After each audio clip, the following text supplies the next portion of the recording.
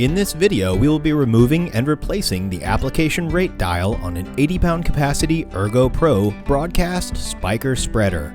But also note, these steps will apply to all Spyker Spreader models featuring the Spyker dial.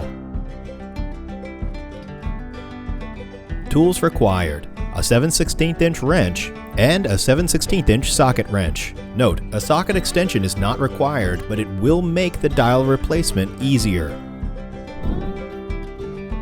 First, remove the bolt from the control linkage assembly.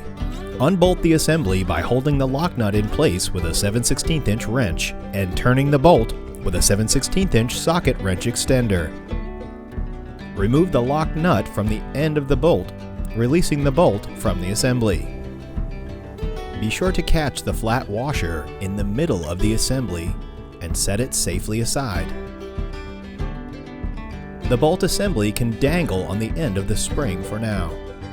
Then squeeze the arms of the dial mount to release the tabs from the slots in the hopper's bottom plate, and pull out the rate gate assembly. Then remove the pine tree clip from the back of the Spyker dial. To remove the dial, pinch all three tabs at the same time and push the back end of the dial out through the hole, releasing the dial face. To replace your Spyker dial, a new solid gray dial can be purchased at shop.spyker.com. First, make sure the rate gate link is pulled all the way forward and push the side with the three clips through the hole in the dial mount, making sure the three tabs are on the back side of the hole. Then turn the dial to make sure it's engaging.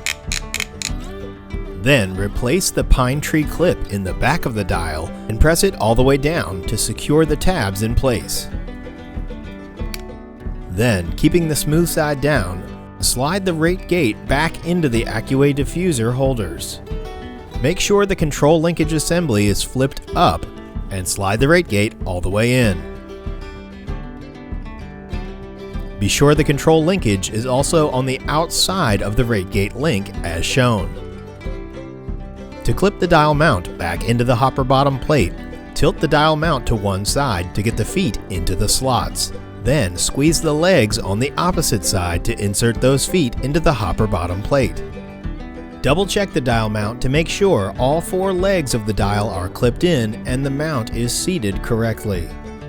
Note, you may need to twist the dial so the gate rod can come forward.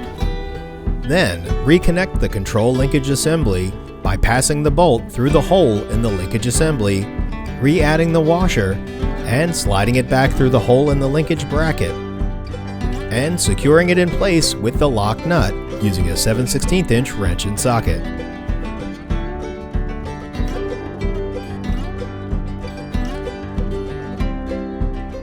Note, make sure the spring is straightened out on the bolt. It should be parallel to the bars. Your Spyker dial should now be assembled. For questions, call Spyker Customer Service at 1-800-972-6130.